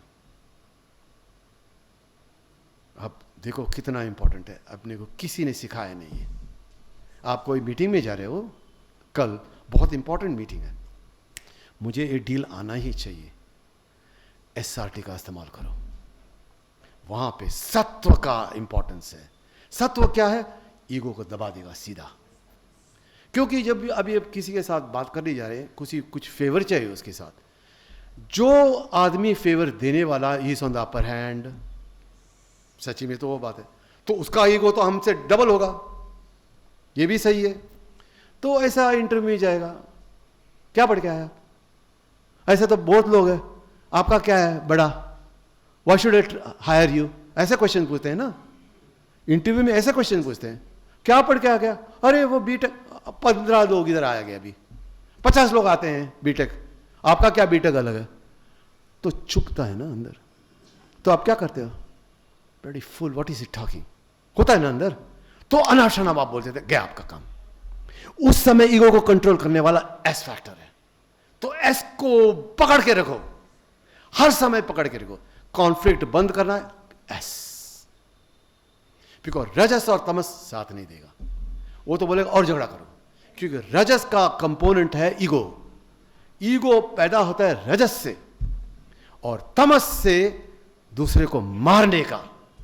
तो रजस और तमस जब भी साथ में मिल गया, तो झगड़ा जो एक दिन का है वो 1 साल का हो जाएगा। चाहिए आपको? ये जो mother in law daughter in law का कहानी जो है, सॉरी ये मैं बोलना चाहता हूं क्योंकि ये एग्जाम्पल हिट होता है बराबर, इसकी वजह से यूज कर रहा हूं। वैसे mother in law daughter in law both are good people, both are women. लिखो, दो एक ही जेंडर के अंदर इतना झगड़ा, क्या बात है ये? हाँ, तो ये क्यों हुआ? मेरे पास एक्सपीरियंस इतना, कितने लोग आते हैं मुझे मिलने के लिए। वहां पे मुझे एक औरत मिल रही थी, उसका एज हो गया 55। वो मेरे पास, स्वामी जी मुझे एक आंसर चाहिए, प्लीज सॉल्व दिस प्रॉब्लम। मैंने बोला क्या प्रॉब्लम है बेटा, बताओ मुझे। नहीं, मैं मदर इन लॉ मुझे बहुत तंग कर रही है। तो वो है कनाडा में। तो मैंने पूछा, अरे बेटा बताओ कहाँ पे है आपकी मदर इन लॉ? क्या जवाब दिया पता है? आप सोचेंगे कोई इंडिया में और कहीं भी होंगे, पता है कहाँ पे हो? 15 साल हो गया। ये हकीकत है, बस अब हंसने का नहीं, सच्ची में 15 साल में उसी के बारे में सोच रही है, तो उसके पास सुकून कहाँ से आएगा? इतना बड़ा बंगला है उसके पास कनाडा में, लेकिन रोज ये सोच सोच के मर रही है। वो उसको एंड करना था। ये सब एसआरटी का काम है, समझ रहे हो आप? तो ईगो जो होता है जिसको हमको किल करना है, वो बाय प्रोडक्ट ऑफ रजस। दूसरों को किल करने का जो विचार हमें आता है वो तमस है। ये दोनों चाहिए आपको, लेकिन आपको एक बार अंदर में जाकर अभी देखना आपके अंदर एसआरटी कितना है। तीनों मिलाकर 100 होना चाहिए। प्लीज आपके अंदर एक मैथ कर दो जल्दी से, फटाफट कर लो। तीनों मिलकर 100 होना चाहिए। आप अपने आप के बारे में क्या सोचते हैं? हम सुनना चाहते हैं। ये इमेज बिल्ड किया ना आपने, है ना आपके पास? मैं जो इमेज के बारे में बात किया, इमेज के अंदर आपके अंदर सत्व कितना है, रजस कितना है, तमस कितना है? बोलो मुझे। 40-30-30। मैं बताऊं, आप नाराज तो नहीं होंगे? कलेक्टिवली योर सत्व इज 2%। कलेक्टिवली हर जन पूरा मिला लो आप, सत्व सत्व सत्व 2%। 60% तमस, इवन 70%। बचा कितना? ओ रजस। कारण फॉर कॉन्फ्लिक्ट। सत्व होता तो कॉन्फ्लिक्ट हो ही नहीं सकता। आप बोलते 30% सत्व, बाप रे, तो उसका तो कॉन्फ्लिक्ट बाजू में ही नहीं आएगा आपके पास। टू चेंज द कॉन्फिगरेशन, वो हमारे हाथ में है। वो अवेयरनेस के थ्रू आप चेंज कर सकते हैं। जब भी कॉन्फ्लिक्ट हो रहा है, आने से पहले मैं ये क्यों करूं, क्योंकि ये मुझे दुख देगा, ना कि उसको। जो डांटता है उसको ज्यादा दुख होगा, वो सोचता ही नहीं। जब सात्विक सोचेगा तो तुरंत स्टॉप करेगा, नहीं, क्योंकि ये मुझे दुख दे रहा है। सेल्फिश बनो ना। Why can't you be selfish and say I want to be in peace, and therefore you have to increase सत्व। एसआरटी हो गया अभी क्लियर? एब्सोल्युटली। तो एसआरटी कारण भी है और कार्य भी है, दोनों एसआरटी करेगा। अगर एसआरटी को सही मायने में आपने समझ लिया, उसका इस्तेमाल किया, I can tell you, you will always be in peace. attachment and love. How many people understand this concept? Attachment and love. Are they both same?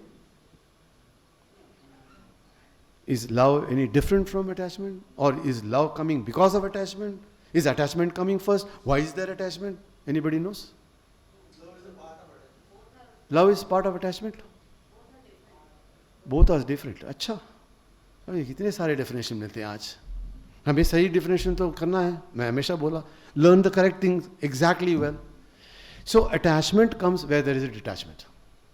Otherwise there cannot be attachment. आप और हम अगर हम अलग अलग होंगे तभी ही attachment का concept आ सकता है. Then I will attempt to attach yourself. आप मुझे बोलेंगे मेरा बच्चा है, वो तो अटैचमेंट होना ही है मेरे साथ. क्यों? सोचा कभी आपने? क्योंकि आपने अपने बच्चे को आपसे अलग कर दिया. एक तरफ बोलते हो वो मेरा बच्चा है, दूसरी तरफ बोलते I'm very attached. No, you are always attached to that person. There is no need to attempt to attach. Detachment होगा तब attachment की जरूरत है. Simple. When you are already attached, eternally attached, you are detached only when you see the body of your child outside, different from you. When there is a distance, then attachment is required. I have to go there and become attached, either physically or mentally. But when you are with together, always, मेरा बच्चा है बोला तो attachment की क्या जरूरत है भाई साहब? वो बोलेगा attach, love तो करना है वो because I'm so attached to my daughter, son. No, that is not. That love is fake love. जिंदगी में किसी ने भी सही मायने में किसी के साथ प्यार नहीं किया, मैं दावे के साथ कहूंगा. You may say, I love him, my husband, I love him. No, you don't love him. Because if you say I love him, there should not be conflict. Because conflict में love cannot exist. किसी ने बताया आपको? जहां पे प्यार है वहां पे कॉन्फ्लिक्ट हो ही नहीं सकता. Love can not exist where there is conflict. और हम लोग उसको कैसा ब्यूटिफुली बोल रहे हैं, जहां पे गुस्सा है वहां पे प्यार है. कितना गलत बोल देते हैं हम. बोलते हैं ना हम लोग, अरे प्यार है वहां पे तो झगड़ा होगा. क्यों भाई? जहां पे प्यार है झगड़ा होना ही नहीं चाहिए. That is the truth of the matter. देखो हम लोग कैसे ट्विस्ट कर लेते हैं और यही बात दोहरा के सभी के दिमाग में घुसा देते हैं. वो मदर इन लॉ बोले, मदर बोलेगी अरे बेटा झगड़ा होता है क्योंकि वो तुम्हें प्यार करती है. कहां प्यार करती है? वो तो झगड़ा कर रही है. और हम बोलते हैं कॉम्प्रोमाइज करो. What is this life? God, we must stop this, right? How do we do that? Only when you are in singularity, not in duality. Again come to that same thing. Again control your ego through SRT management. देखो एक एक बात सब connected हो गया. Now you have to understand what love is. True love is there where there is no relationship. ये नया bomb डाल दिया मैंने भी. जहां पे रिलेशनशिप है वहां पे लव हो ही नहीं सकता. Please ask me question, please. बिल्कुल भी. Where there is relationship, there love cannot exist. अभी मैं एक चीज बताऊंगा. आपको क्या लगता है मैं हर एक इंसान यहां पे बैठा हो उसके साथ मैं प्यार करता हूं या नहीं? एक आवाज में बताइए मुझे. क्यों ऐसा बताया आपने? हाँ,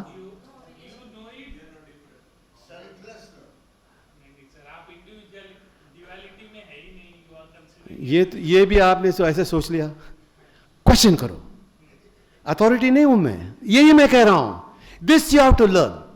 कोई भी आएगा ना अगली बार ऐसे ड्रेस, पर्टिकुलरली ऐसे ड्रेस पहन के, उसको पूछो बताओ क्यों. Don't accept it.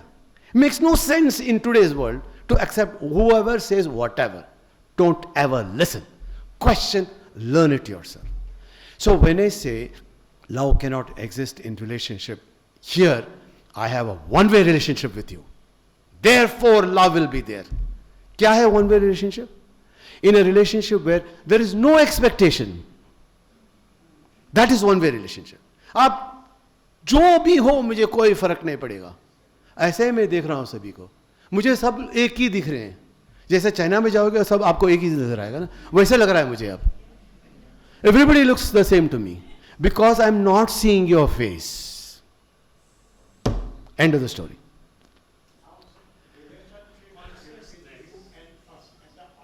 हाँ जी.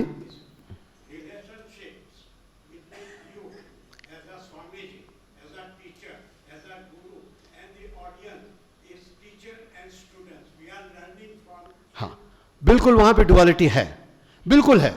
मैं नहीं कहूंगा कि यहां पे डुअलिटी जरूर है. यस, बट ये रिलेशनशिप जैसे आपने सीख लिया मेरे से, खत्म होना चाहिए.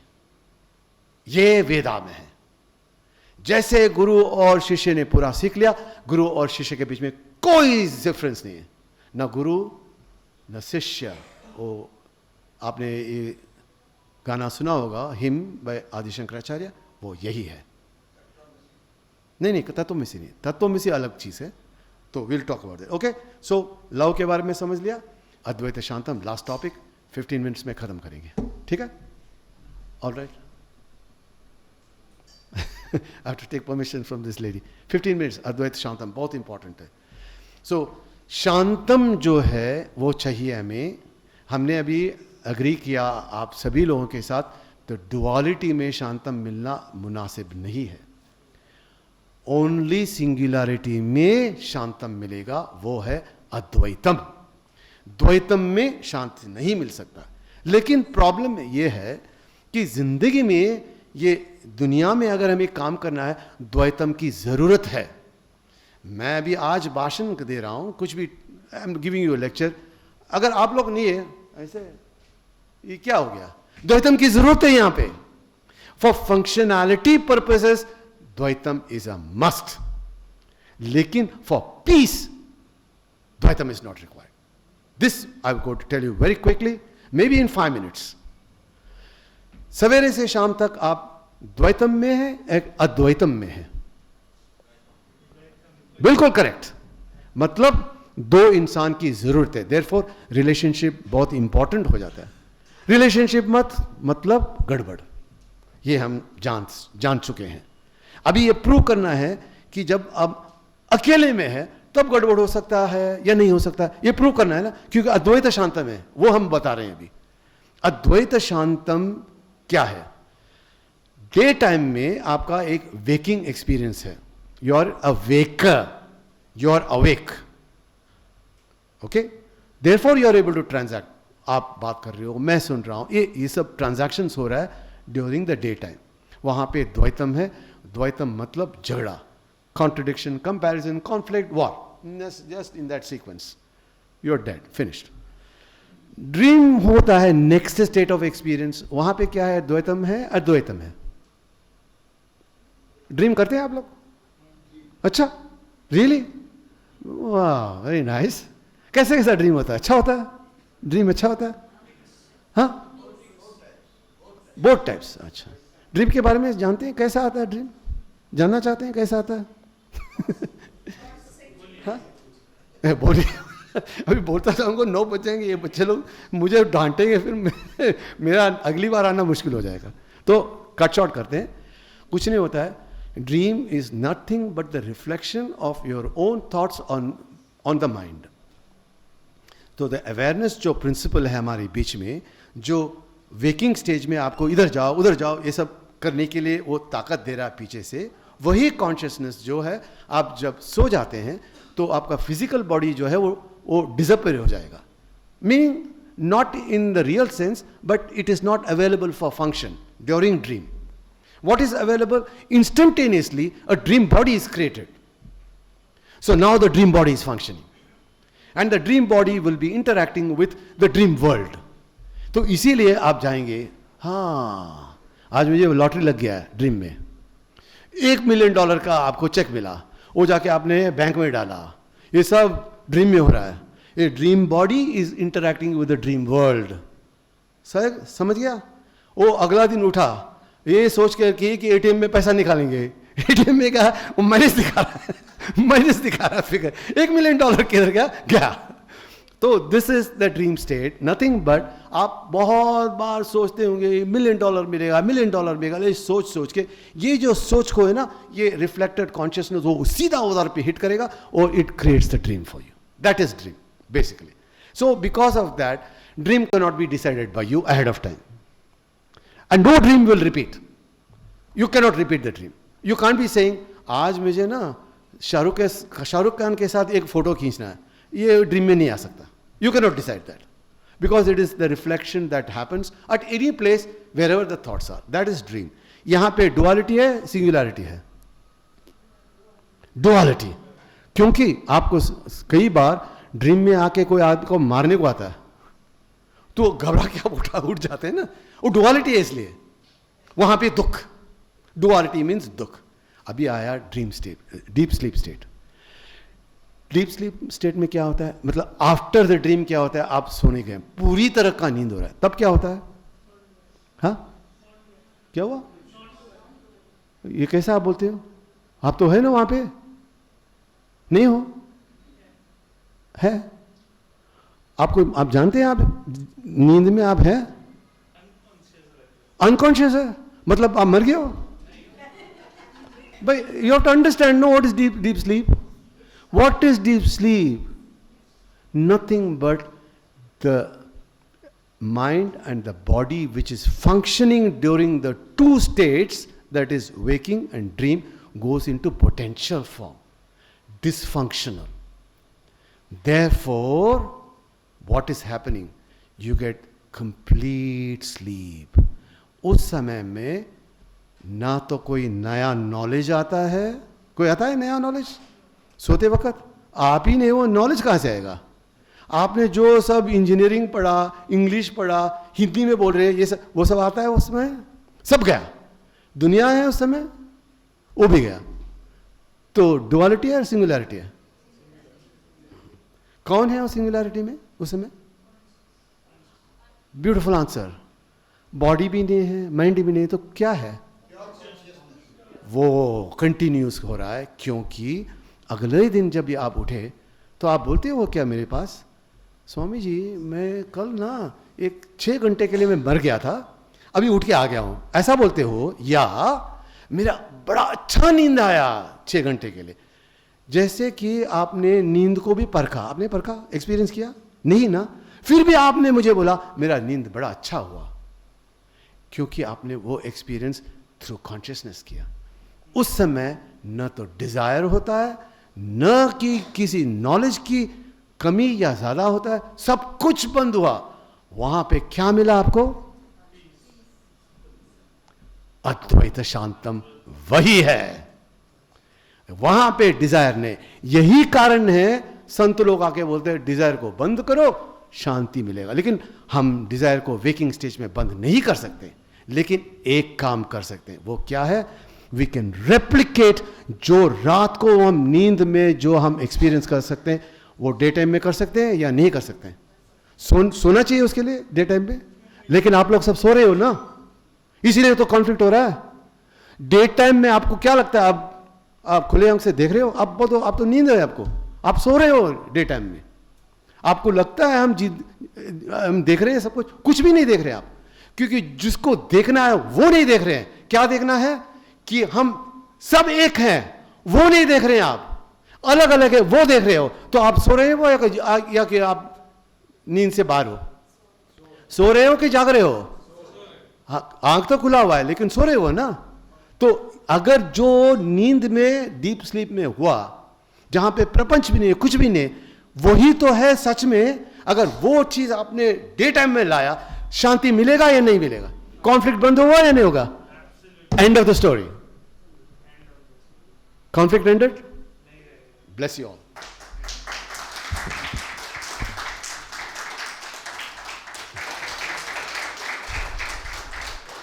Thank you very much Swami ji, आपने अपने इतने बिजी स्केड्यूल में से टाइम निकाला, हम सभी को इतना अच्छा ज्ञान दिया, इतनी सारी चीज़ें। आई एम श्योर सभी ऑडियंस को बहुत सारी चीज़ें जानने और सीखने को मिली होगी। आप ऐसे ही अहमदाबाद आते रहिए, अहमदाबाद मैनेजमेंट एसोसिएशन में हमारे साथ अपना ज्ञान हमारे साथ में बांटते रहिए सर, हमारी ऐसी ही आशा रहेगी। और ये book please it's available outside, so जिनको भी परचेज करना है they can purchase it from outside. And thank you very much sir. Swami ji आभार आपका, और हम वापस आपको अहमदाबाद में फिर से होस्ट करना चाहेंगे, ऐसी विनती है हमारी। Thank you very much.